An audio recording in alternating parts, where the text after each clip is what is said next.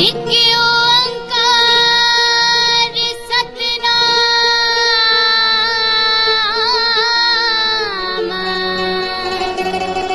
करता पुरख निर्कौन निर्वैर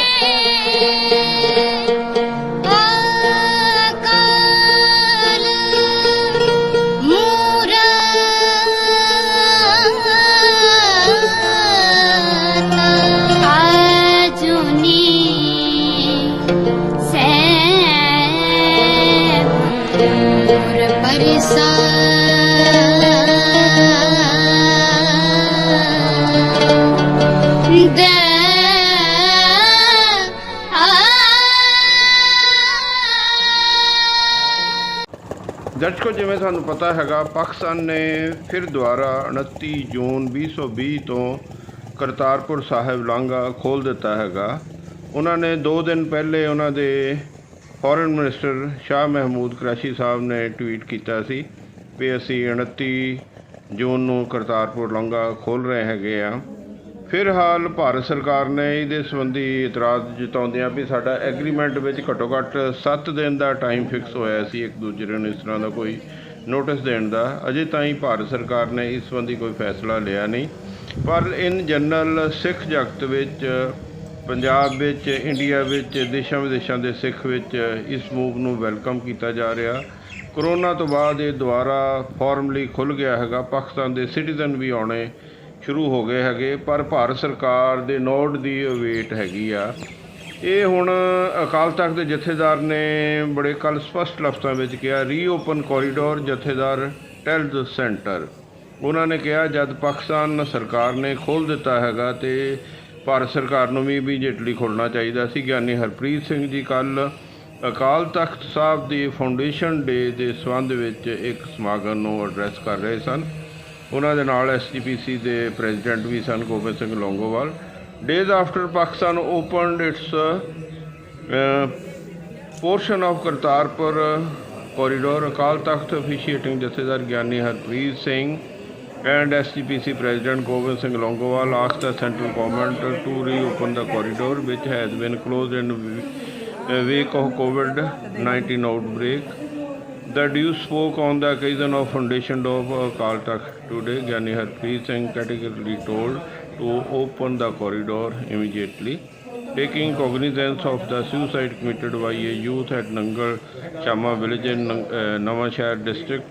After his turban was removed by some locals during a scuffle, Gyani Harpreet Singh said those named in the video by the victim should be booked under Section 302 and 295A of IPC. He cautioned regarding propaganda being spread on the social media against the Sikh community. Akal Takht is not a building but a true concept of Sikh ideology. ਤੇ ਇਹ ਸਪਸ਼ਟ ਲਫ਼ਜ਼ਾਂ ਵਿੱਚ ਅਕਾਲ ਤਖਤ ਦੇ ਜਥੇਦਾਰ ਨੇ centre ਨੂੰ ਕਿਹਾ ਵੀ immediately ਇਹਨਾਂ ਨੂੰ ਖੋਲ੍ਹ ਦੇਣਾ ਚਾਹੀਦਾ ਹੈਗਾ। ਇਸ ਤਰ੍ਹਾਂ ਹੀ ਸੁਖਦੇਵ ਸਿੰਘ ਭੌਰ ਸਾਬਕਾ ਜਨਰਲ ਸਕੱਤਰ SGPC ਦੇ ਉਹਨਾਂ ਨਾਲ ਇੰਟਰਵਿਊ ਕੀਤੀ ਸੀ। ਆਓ ਉਹਨਾਂ ਦੇ ਅਸੀਂ ਅੰਸ਼ ਦੇਖਦੇ ਹੈਗੇ। ਚਲੋ, ਇਹ ਹੁਣ ਥੋੜ੍ਹਾ ਜਿਹਾ ਪਾਕਿਸਤਾਨ ਦਾ ਹਾਲਾ ਕਰਤਾਰਪੁਰ ਕੋਰੀਡੋਰ ਤੁਹਾਨੂੰ ਪਤਾ ਖੁੱਲ੍ਹਿਆ ਹੈਗਾ। ਇਮਰਾਨ ਖਾਨ ਦੀ ਤਾਰੀਫ ਕਰਨੀ ਬਣਦੀ ਹੈ ਕਿ ਕਿਤੇ ਕਿਤੇ ਫਿਰ ਵੀ ਇੱਦਾਂ ਦੀ ਅਸੀਂ ਸਿੱਖ ਕਮਿਊਨਿਟੀ ਦੇ ਜਿਹੜੇ ਉਹਨਾਂ 'ਤੇ ਅਤਿਆਚਾਰ ਦੀ ਜਾਂ ਜਿਹੜਾ ਜ਼ਬਰਦਸਤੀ ਧਰਮ ਪਰਿਵਰਤਨ ਇੱਦਾਂ ਦੀਆਂ ਇੰਸੀਡੈਂਟ ਸੁਣਦੇ ਰਹਿੰਦੇ ਹਾਂ। ਤੁਸੀਂ ਪਾਕਿਸਤਾਨ ਗਏ ਹੋ, ਕੀ ਉੱਥੇ ਜਾ ਕੇ ਤੁਸੀਂ ਦੇਖਿਆ ਹੈਗਾ ਸਿੱਖ ਕਮਿਊਨਿਟੀ ਦਾ ਹਾਲ ਕੀ ਹੈ ਉੱਥੇ? ਮੈਂ ਬਹੁਤ ਵਾਰ ਪਾਕਿਸਤਾਨ ਗਿਆ, ਡੈਲੀਗੇਸ਼ਨ ਲੈ ਕੇ ਵੀ ਗਿਆ।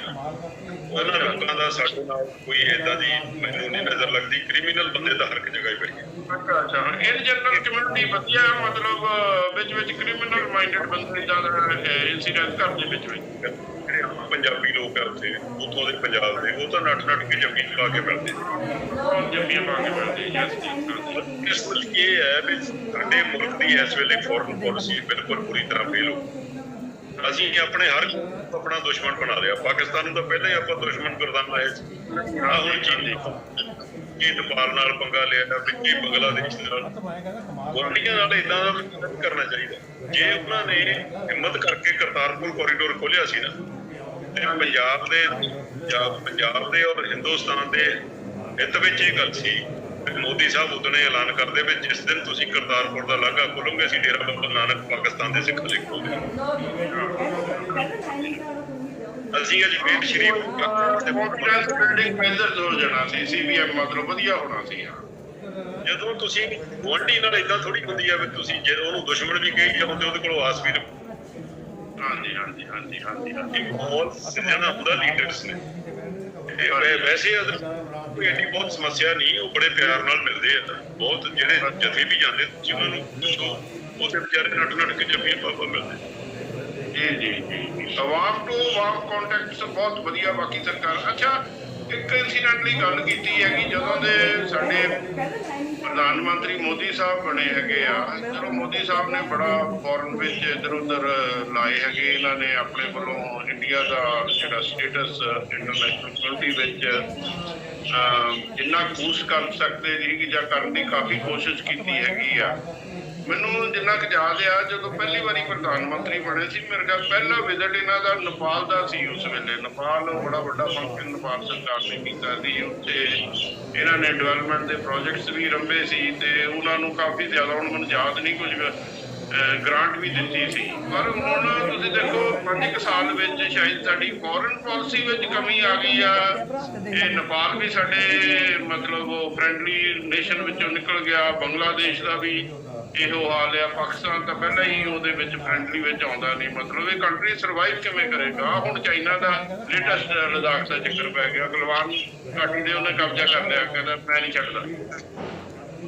ਦਰਅਸਲ ਨਾ ਗੱਲ ਭਾਰਤ ਸਾਹਿਬ ਮੈਨੂੰ ਕਈ ਵਾਰੀ ਏਦਾਂ ਲੱਗਦੀ ਹੈ ਵੀ ਜਿਹੜੇ ਨਾ ਸਰਕਾਰ ਦੇ ਵਿੱਚ 2-3 ਵੱਡੇ ਲੋਕ ਹੈ ਉਹ ਡੋਮੀਨੈਂਸ ਆਪਣੀ ਬਣਾ ਕੇ ਰੱਖਣੀ ਚਾਹੁੰਦੇ। ਤੁਸੀਂ ਕਈ ਵਾਰੀ ਦੇਖੋ ਆ ਹੁਣ ਚਾਈਨਾ ਦੇ ਨਾਲ ਗੜਬੜ ਚੱਲ ਰਹੀ ਹੈ। ਹਾਂਜੀ, ਡਿਫੈਂਸ ਮਿਨਿਸਟਰ ਦਾ ਬਿਆਨ ਘੱਟ ਆਉਂਦਾ, ਪ੍ਰਧਾਨ ਮੰਤਰੀ ਦਾ ਤੇ ਹੋਮ ਮਿਨਿਸਟਰ ਦਾ ਜ਼ਿਆਦਾ ਮੀਟਿੰਗਾਂ ਕਰ ਰਿਹਾ। ਕੰਮ ਜਿਹੜਾ ਮਿਨਿਸਟਰ ਦਾ ਤੇ ਫੋਰਨ ਪਾਲਿਸੀ ਜਿਹੜੀ ਆ ਫੋਰਨ ਮਿਨਿਸਟਰ ਦਾ ਮੇਰੇ ਖਿਆਲ ਹਿੰਦੁਸਤਾਨੀਆਂ ਨੂੰ ਕੋਈ ਨਹੀਂ ਪਤਾ ਹੋਣਾ ਕੌਣ ਹੈ ਉਹ। ਮੋਦੀ ਜੀ ਫੋਰਨ ਮਿਨਿਸਟਰ ਕਰ ਰਹੇ ਆ। ਵੈਸੇ ਤਾਂ ਇਹਨਾਂ ਨੇ ਰਿਟਾਇਰਡ ਡਿਪਲੋਮੈਟ ਲਾਏ ਹੈ ਤਾਂ ਸਿਆਣੇ ਬੰਦੇ ਇਹਨਾਂ ਨੇ ਮੋਦੀ ਸਾਹਿਬ ਨੇ ਲਾਏ ਆ ਜਿਹੜੇ। ਜਦੋਂ ਇਕਨੋਮਿਕਸ ਦੀ ਗੱਲ ਆਉਂਦੀ ਆ, ਡਿਗਰੀ ਇਕਨੋਮੀ ਦੀ ਗੱਲ ਆਉਂਦੀ ਆ, ਉਹ ਸਟੇਟਮੈਂਟ ਜਿਹੜੀ ਆ ਉਹ ਹੋਮ ਮਿਨਿਸਟਰ ਦੇ ਰਿਹਾ, ਫਾਈਨਾਂਸ ਮਿਨਿਸਟਰ। ਮਤਲਬ ਜਦੋਂ ਤੁਸੀਂ ਜਿਹਦਾ ਕੰਮ ਹੈ ਉਹਨੂੰ ਕਰਨ ਨਹੀਂ ਦੇਣਾ, ਦੂਜੇ ਤੋਂ ਕਰਾਉਣਾ, ਤੇ ਉਹ ਵੀ ਜਿੰਨੇ ਕਰਜ਼ੇ ਸਮਝੌਤਾ ਵੀ ਚੱਲ ਮੈਨੂੰ ਕੁਰਸੀ ਤਾਂ ਵੱਡੀ ਮਿਲੀ ਹੋਈ ਹੈ।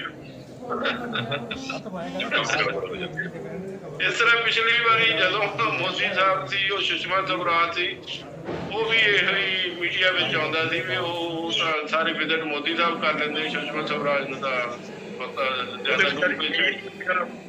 ਬਿਮਾਰ ਹੋ ਕੇ ਵਿਚਾਰੀ ਲੜਾਈ ਕਰ ਗਈ। ਹਾਂਜੀ ਹਾਂਜੀ ਹਾਂਜੀ ਨਹੀਂ, ਪਰ ਇੱਕ ਜਿਵੇਂ ਨੇਪਾਲ ਦਾ ਬੜੀ ਹੈਰਾਨੀ ਦੀ ਗੱਲ ਕਿਵੇਂ ਉਹਨਾਂ ਨੇ ਆਪਣੇ ਪਾਰਲੀਮੈਂਟ ਵਿੱਚ ਉਹਨਾਂ ਨੇ ਅਸੈਂਬਲੀ ਵਿੱਚ ਪੇਸ਼ ਕੀਤਾ ਤੇ ਅੱਜ ਸਾਡੇ ਲੱਗਦੇ ਹੈਗੇ ਆ। ਥੋੜਾ ਬੜਾ ਓਬਵੀਅਸ ਲੱਗਦਾ ਇਹ ਚਾਈਨਾ ਦੇ ਇਸ਼ਾਰੇ ਤੇ ਕੀਤਾ। ਫਿਰ ਇਸ ਤਰ੍ਹਾਂ ਬੰਗਲਾਦੇਸ਼ ਤੋਂ 97% ਜਿਹੜੀਆਂ ਉਹਨਾਂ ਦੀ ਚੀਜ਼ਾਂ ਚਾਈਨਾ ਨੇ ਡਿਊਟੀ ਫ੍ਰੀ ਕਰ ਦਿੱਤੀਆਂ ਹੈਗੀਆਂ। ਉਧਰ ਮਤਲਬ ਟ੍ਰੇਡ ਦਾ ਟਿਲਟ ਉੱਧਰ ਹੋ ਜਾਏਗਾ। ਖਾਸ ਤੌਰ ਤੇ ਕਾਟਨ ਬੈਲਟ ਕਿੰਨੀ ਤਕੜੀ ਆ ਇਹਦੀ ਬੰਗਲਾਦੇਸ਼। ਇਹਦੇ ਬਾਰੇ ਕੀ ਕਹਿਣਾ ਚਾਹੁੰਦੇ? ਦੇਖੋ ਮੈਂ ਇਹ ਗੱਲ ਸਮਝਦਾ ਵੀ ਜੇ ਫੋਰਨ ਪਾਲਿਸੀ ਜਿਹਨਾਂ ਮੁਲਕਾਂ ਦੀ ਚੰਗੀ ਆ ਨਾ, ਇਹੀ ਮੁਲਕ ਸੀ, ਇਹ ਸਾਡੇ ਮਿੱਤਰ ਮੁਲਕ ਸੀਗੇ। ਪਾਕਿਸਤਾਨ ਨੂੰ ਛੱਡ ਦਿਓ, ਇਹ ਨੇਪਾਲ ਵੀ ਸਾਡਾ ਮਿੱਤਰ ਮੁਲਕ ਸੀ। ਬੰਗਲਾਦੇਸ਼ ਤਾਂ ਬਣਾਇਆ ਹੀ ਹਿੰਦੁਸਤਾਨ ਨੇ ਸੀ, ਉਹਦਾ ਉਹ ਕਰਜ਼ ਨਹੀਂ ਸੀ ਉਤਾਰ ਸਕਦੇ, ਸਾਰੀ ਉਮਰ ਨਹੀਂ ਸੀ ਉਤਾਰ ਸਕਦੇ। ਜਿਹੜਾ ਨੇਪਾਲ ਜਿਹਦੀ ਸਭਿਅਤਾ ਵੀ ਹਿੰਦੁਸਤਾਨੀਆਂ ਵਰਗੀ, ਔਰ ਸਾਡੇ ਨਾਲ ਤਾਂ ਉਹਨਾਂ ਦੀ ਸਾਂਝ ਹੈ ਵੀ ਖਾਲਸਾ ਰਾਜ ਦੀ ਮਹਾਰਾਣੀ ਨੂੰ ਉਹਨਾਂ ਨੇ ਸ਼ਰਨ ਦਿੱਤੀ ਆਪਣੇ ਸਾਡੇ ਉੱਥੇ। ਮਤਲਬ ਉਹ ਨੇਪਾਲ ਅੱਜ ਹਿੰਦੁਸਤਾਨ ਨੂੰ ਅੱਖਾਂ ਦਿਖਾ ਰਿਹਾ। ਇਹ ਇਸੇ ਕਰਕੇ ਜਾਂ ਤਾਂ ਲੈਕ ਆਫ ਕਮਿਊਨੀਕੇਸ਼ਨ, ਗੱਲਬਾਤ ਜਿਹੜੀ ਨਹੀਂ, ਮਸਲੇ ਖੜੇ ਹੋਏ ਉਹਨੂੰ ਕੀਤਾ ਗਿਆ, ਹੋਰ ਇਗਨੋਰ ਕਰਦੇ ਹੋ, ਫਿਰ ਰਿਟੈਲੀਏਟ ਹੋ ਜਾਂਦਾ ਕੰਮ। ਹਾਂਜੀ, ਗੱਲਾਂ ਹੋ ਸਕਦੀ ਫੋਰਨ ਪਾਲਿਸੀ ਤਾਂ ਇਹੀ ਹੁੰਦੀ ਨਾ ਵੀ ਸਾਡੇ ਆਂਢ ਗੁਆਂਢ ਸ਼ਾਂਤੀ ਹੈ, ਜੇ ਕੋਈ ਮਾੜੀ ਮੋਟੀ ਕੰਸੋਲ ਲੱਗਦੀ ਹੈ ਤਾਂ ਬੈਠ ਕੇ ਗੱਲ ਕਰਨੀ ਚਾਹੀਦੀ। ਹਾਂਜੀ ਹਾਂਜੀ। ਇੱਕ ਲਾਸਟ ਗੱਲ ਦੱਸੋ, ਜਿਵੇਂ ਚਾਈਨਾ 1949 ਵਿੱਚ ਪ੍ਰੈਕਟੀਕਲੀ ਸਾਡੇ ਤੋਂ 2 ਸਾਲ ਬਾਅਦ ਆਜ਼ਾਦ ਹੋਇਆ ਹੈਗਾ, ਉਹਨੇ ਇੰਨੀ ਮਤਲਬ ਉਹ ਤਾਂ ਅਮਰੀਕਾ ਵਰਗੇ ਕੰਟਰੀ ਨੂੰ ਵੀ ਅੱਖਾਂ ਦਿਖਾ ਰਿਹਾ ਹੈਗਾ ਹੈ। ਮਤਲਬ ਡਿਫੈਂਸ ਵਿੱਚ ਵੀ ਤੇ ਇਵਨ ਇਕਨੋਮਿਕ ਜਾਇੰਟ ਬਣ ਹੀ ਗਿਆ ਹੈਗਾ। ਤੇ ਸਾਡੀ ਤਾਂ ਇੱਥੇ ਸਾਡੇ ਸਿਸਟਮ ਵਿੱਚ ਕਰਪਸ਼ਨ ਜਾਂ ਉਹ ਹੋਰ ਰੈਡਿਟੇਪਿਜ਼ਮ ਬਹੁਤ ਜ਼ਿਆਦਾ ਰਹੀ। ਅਸੀਂ ਕਿਉਂ ਨਹੀਂ ਤਰੱਕੀ ਕਰ ਸਕੇ ਉਹਦੇ ਮੁਕਾਬਲੇ ਪਰ, ਚਾਈਨਾ ਦੇ ਮੁਕਾਬਲੇ ਜਦ ਅਸੀਂ ਐਡਜੋਇਨਿੰਗ ਹੈ। ਸਾਡੇ ਬੰਦੇ ਵੀ ਹਿੰਮਤੀ ਹੈ ਸਾਰੇ। ਦੇਖੋ ਮੈਂ ਇੱਕ ਚੀਜ਼ ਸਮਝੀ ਹੈ ਇਸ ਸਾਰੇ ਵਰਤਾਰੇ ਤੋਂ, ਅੱਜ ਵੀ ਜਿਹੜਾ ਹਿੰਦੁਸਤਾਨ ਦੇ ਵਿੱਚ ਇੰਪੋਰਟ ਹੋ ਰਿਹਾ ਉਹਦਾ 60% ਚਾਈਨਾ ਤੋਂ ਆ। ਹਾਂਜੀ ਹਾਂਜੀ।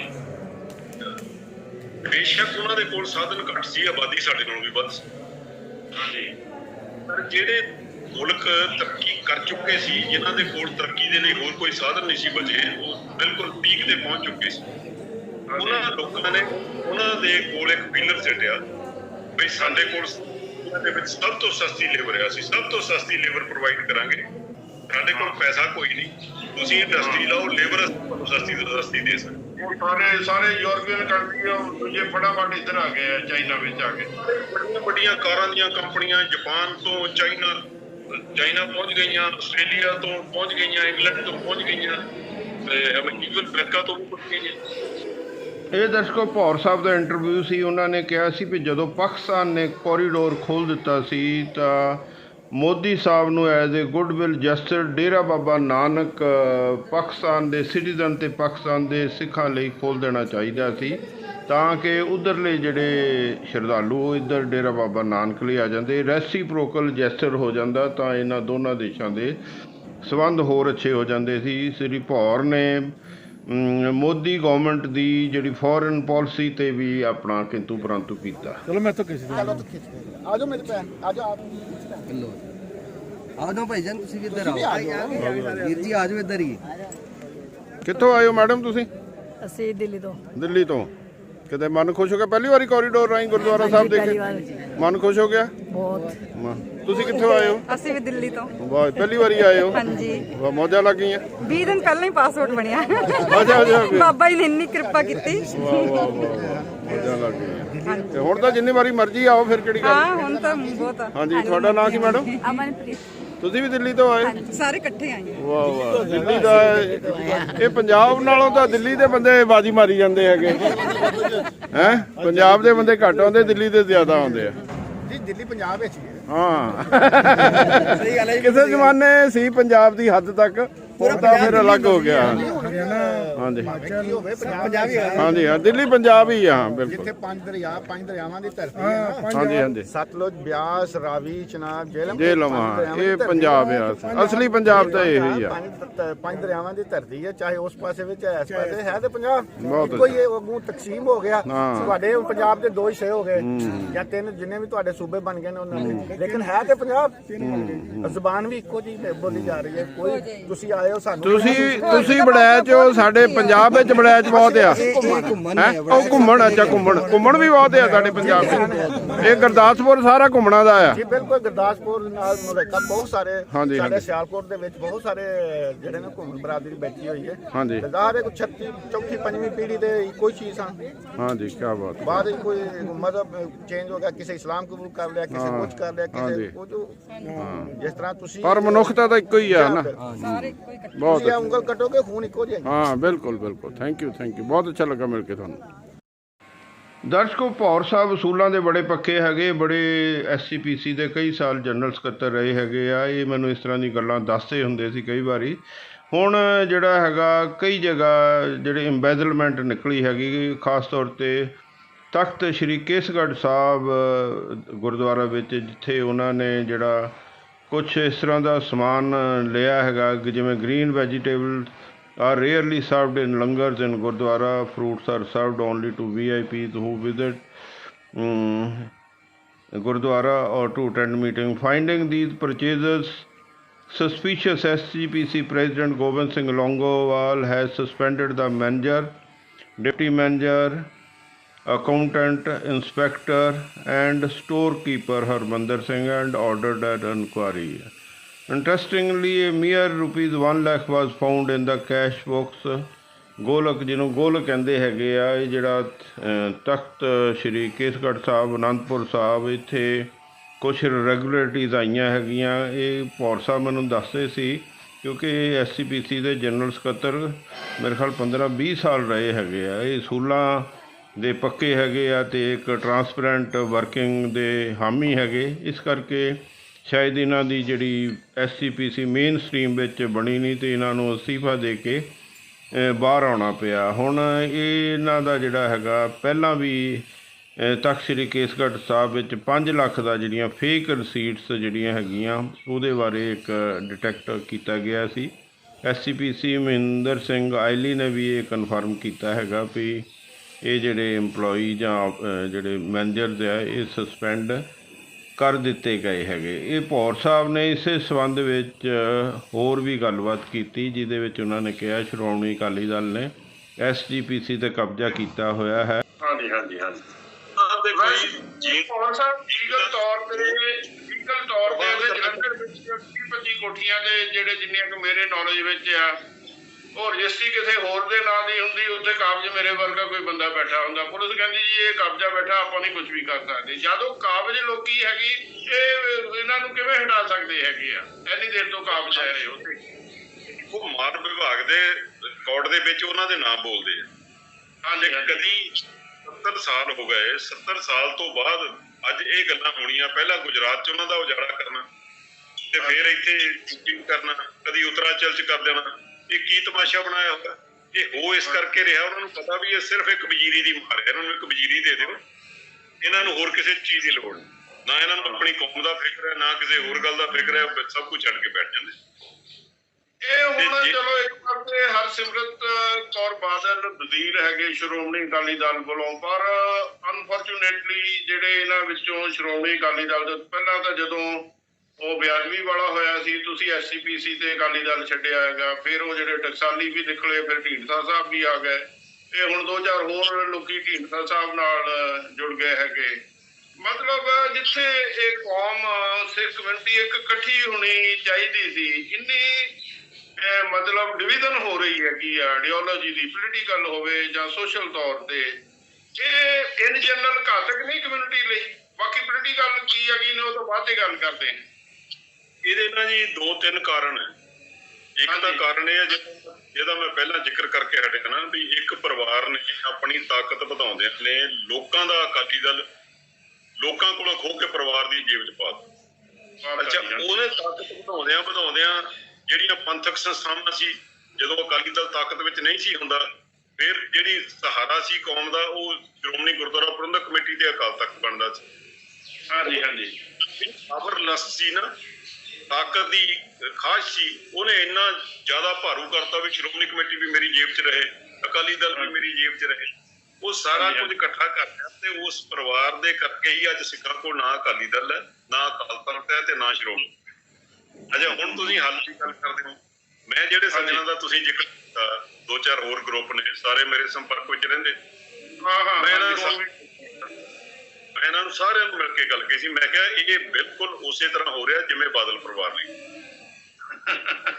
ਇਹਨਾਂ ਨਾਲੋਂ ਕੁਝ ਟਿਕਣਾ ਕਰਨ ਦੀ ਲੋੜ ਹੈ। ਮੈਨੂੰ ਕਹਿੰਦੇ ਕੀ ਕਰਨਾ ਚਾਹੀਦਾ? ਮੈਂ ਕਿਹਾ ਤੁਸੀਂ 25-30 ਬੰਦੇ ਆ, 75-75 ਸਾਲ ਦੀ ਸੱਤਾ ਭੋਗ ਲਈ, ਕਿਸੇ ਨੇ 70 ਸਾਲ ਭੋਗ ਲਈ, 50 ਸਾਲ ਭੋਗ ਲਈ, ਕਿਸੇ ਨੇ 60 ਸਾਲ ਭੋਗ ਲਈ। ਤੁਸੀਂ ਸਾਰੇ ਹੀ ਇੱਕ ਐਲਾਨ ਕਰੋ ਵੀ ਨਾ ਅਸੀਂ ਤੇ ਨਾ ਸਾਡਾ ਪਰਿਵਾਰ, ਨਾ ਸ਼੍ਰੋਮਣੀ ਕਮੇਟੀ ਦੀ ਲੜਾਂਗੇ, ਨਾ MLA ਦੀ ਲੜਾਂਗੇ, ਨਾ MP ਦੀ ਲੜਾਂਗੇ। ਪੋਲੀਟੀਕਲ ਉਹਨੂੰ ਚਲਾਵਾਂਗੇ, ਲੋਕਾਂ ਨੂੰ ਚਲਾਉਣਾ ਸਿਖਾਵਾਂਗੇ, ਨਵੀਂ ਲੀਡਰਸ਼ਿਪ ਸਿੱਖਾਂ ਵਿੱਚੋਂ ਪੈਦਾ ਕਰਕੇ ਮੋਹਰੇ ਦਿਆਂਗੇ। ਦੂਜੇ ਦਿਨ ਲੋਕ ਤੁਹਾਡੇ ਮਗਰ ਤੁਰ। ਬਹੁਤ ਅੱਛਾ ਆਈਡੀਆ ਹੈਗਾ। ਲੌਜਿਕ ਵਾਲੀ ਗੱਲ ਹੈ। 15 'ਚ ਕੱਢਿਆ ਸੀ, ਇਹ ਵੀ ਆ ਗਿਆ। ਇਹਨੂੰ 16 'ਚ ਕੱਢਿਆ ਸੀ, ਇਹ ਵੀ ਆ ਗਿਆ। 17 'ਚ ਵੀ ਆ ਗਿਆ। ਇਹਨੂੰ MLA ਦੀ ਟਿਕਟ ਨਹੀਂ ਮਿਲੀ, ਇਹ ਵੀ ਆ ਗਿਆ। ਇਹਨੂੰ MP ਦੀ ਨਹੀਂ ਮਿਲੀ, ਇਹ ਵੀ ਆ ਗਿਆ। ਇਹ ਫਿਰ ਬਹੁਤਾ ਚਿਰ ਕੰਮ ਨਹੀਂ ਚੱਲਦਾ। ਇੱਕ ਦੋ ਭੌਰ ਸਾਹਿਬ ਗੱਲਾਂ ਹੋਰ ਪਿੱਛੇ ਜੇ ਇੱਕ ਜਿਹੜਾ ਬੋਨੀ ਅਜਨਾਲਾ ਦਾ, ਫਿਰ ਇਹਨੇ ਸ਼੍ਰੋਮਣੀ ਅਕਾਲੀ ਦਲ ਨੇ ਖਿੱਚ ਲਿਆ। ਸ਼ਾਇਦ ਅਜਨਾਲਾ ਸਾਹਿਬ ਵੀ ਚਲ ਜਾਣ, ਇਹ ਵੀ ਕਹਿੰਦੇ ਵੀ ਬਾਕੀ ਬੰਦੇ ਵੀ ਚਲ ਜਾਣ। ਉਧਰੋਂ ਢੀਂਡਸਾ ਸਾਹਿਬ ਵੀ ਕੋਈ ਵੱਡੀ ਆਫਰ ਦੇਣਗੇ, ਉਹ ਵੀ ਚਲ ਜਾਣਗੇ। ਇੱਕ ਪਾਸੇ ਢੀਂਡਸਾ ਸਾਹਿਬ ਦਾ ਹੈਗਾ ਸ਼ਾਇਦ BJP ਜੁਆਇਨ ਕਰਕੇ, BJP ਉਹਨਾਂ ਨੂੰ ਆਲਟਰਨੇਟਿਵ ਇੱਥੇ ਪੰਜਾਬ ਵਿੱਚ ਪ੍ਰੈਜ਼ੈਂਟ ਕਰ ਸਕਦੀ, ਲੋਕਾਂ ਅੱਗੇ ਪੇਸ਼ ਕਰ ਸਕਦੀ ਹੈ। ਇਦਾਂ ਦੀ ਕੰਬੀਨੇਸ਼ਨ ਬਣ ਸਕਦਾ ਸਾਡੇ ਹਿਸਾਬ ਨਾਲ। ਸਭ ਸਿਆਸਤ ਦੇ ਗਰਭ ਵਿੱਚ ਕੀ ਪਿਆ ਹੈ ਕਿਸੇ ਨੂੰ ਕਦੀ ਅੰਦਾਜ਼ਾ ਨਹੀਂ। ਸਿਆਸੀ ਬੰਦਿਆਂ ਦੇ ਢਿੱਡ 'ਚ ਕੀ ਹੈ ਉਹ ਕਦੀ ਕਿਸੇ ਨੂੰ ਨਹੀਂ ਦੱਸਦੇ। ਇਹ ਤੇ ਚੰਦ ਚੜ੍ਹਦਾ ਹੀ ਨਹੀਂ ਤਾਂ ਚੰਦ ਚੜ੍ਹਿਆ ਸਾਰਿਆਂ ਨੂੰ ਦਿਸੇਗਾ। ਸਿੱਧਾ ਸਿੱਧਾ ਦੁਪਹਿਰ ਨੂੰ ਚੰਦਰਮਾ ਚੜ੍ਹਦਾ ਹੈਗਾ। ਉਹ ਚੜ੍ਹੇਗਾ ਤਾਂ ਸਾਰਿਆਂ ਨੂੰ ਨਜ਼ਰ ਆਏਗਾ। ਪਰ ਮੈਂ ਆਪਣੀ ਜਿਹੜੀ ਮੇਰੀ ਸੋਚ ਕੰਮ ਕਰਦੀ ਹੈ ਵੀ ਪੰਜਾਬ ਹਿਤੈਸ਼ੀਆਂ ਨੂੰ ਤੇ ਪੰਥ ਹਿਤੈਸ਼ੀਆਂ ਨੂੰ ਮਿਲਣਾ ਚਾਹੀਦਾ, ਇਕੱਠੇ ਹੋ ਕੇ ਕੋਈ ਕਾਮਨ ਮਿਨੀਮਮ ਪ੍ਰੋਗਰਾਮ ਬਣਾਉਣਾ ਚਾਹੀਦਾ। ਤੇ ਇਹ ਜਿਹੜੇ ਪੰਜਾਬ ਦੀ ਇਹੋ ਜਿਹੀ ਦੁਰਗਤ ਹੋ ਰਹੀ ਆ, ਇਕਨੋਮਿਕਲ ਵੀ ਅਸੀਂ ਪਛੜ ਰਹੇ ਹਾਂ, ਸਾਡੇ ਬੱਚਿਆਂ ਨੂੰ ਰੁਜ਼ਗਾਰ ਨਹੀਂ ਮਿਲ ਰਿਹਾ, ਸਾਡੇ ਬੱਚੇ ਬਾਹਰ ਨੂੰ ਭੱਜ ਰਹੇ ਆ ਔਰ ਸਾਡੀ ਅਸੀਂ ਸਿਕਿਉਰਿਟੀ ਵਾਈਜ਼ ਠੀਕ ਨਹੀਂ ਆ। ਕਰੋਨਾ ਆ ਗਿਆ, ਹਸਪਤਾਲਾਂ 'ਚ ਹਸਪਤਾਲ ਹੈ ਤਾਂ ਡਾਕਟਰ ਹੈ ਨਹੀਂ, ਡਾਕਟਰ ਹੈ ਤਾਂ ਦਵਾਈ ਹੈ ਨਹੀਂ। ਤੇ ਪੰਥਕ ਤੌਰ ਤੇ ਅਸੀਂ ਪਿਛੜ ਗਏ ਆ ਬਈ ਨਾ ਸਾਡੇ ਕੋਲ ਪੰਥਕ ਸੰਸਥਾ ਹੈ ਨਾ ਪੰਥਕ ਕੋਈ ਨਿਜ਼ਾਮ ਰਹਿ ਗਿਆ। ਇਹਨੂੰ ਬਚਾਉਣ ਦੇ ਉਹਨਾਂ ਨੂੰ ਤਕੜੇ ਹੋ ਕੇ ਹਮਲਾ ਮਾਰਨ ਦੀ ਲੋੜ ਹੈ। ਕੋਈ ਐਸਾ ਪਲੇਟਫਾਰਮ ਸਿਰਜਣ ਦੀ ਲੋੜ ਹੈ ਜਿਹੜਾ ਪਰਿਵਾਰਾਂ ਤੋਂ ਮੁਕਤ ਹੋਵੇ ਔਰ ਲੋਕਾਂ ਦੀ ਸੰਸਥਾ ਲੋਕਾਂ ਦੇ ਹਵਾਲੇ ਹੋਵੇ, ਲੋਕ ਆਪਣੇ ਲੀਡਰ ਚੁਣਨ। ਤੇ ਹੁਣ ਤੇ ਉੱਪਰੋਂ ਹੀ ਕੋਰ ਕਮੇਟੀ ਬਣ ਜਾਂਦੀ, ਉੱਪਰੋਂ MLA ਦੀਆਂ ਟਿਕਟਾਂ, ਉੱਪਰੋਂ ਹੀ ਪ੍ਰਧਾਨ ਜੀ ਬਣ ਜਾਂਦੇ, ਉੱਪਰੋਂ ਸਾਰਾ ਕੁਝ ਬਣ ਜਾਂਦੇ ਆ। ਲੋਕਾਂ ਨੂੰ ਤਾਂ ਪਤਾ ਹੀ ਨਹੀਂ ਹੁੰਦਾ ਵਿਚਾਰਿਆਂ ਨੂੰ, ਭਰਤੀ ਕੋਈ ਕਰਦਾ ਰਹਿ ਜਾਂਦਾ, ਪ੍ਰਧਾਨ ਕੋਈ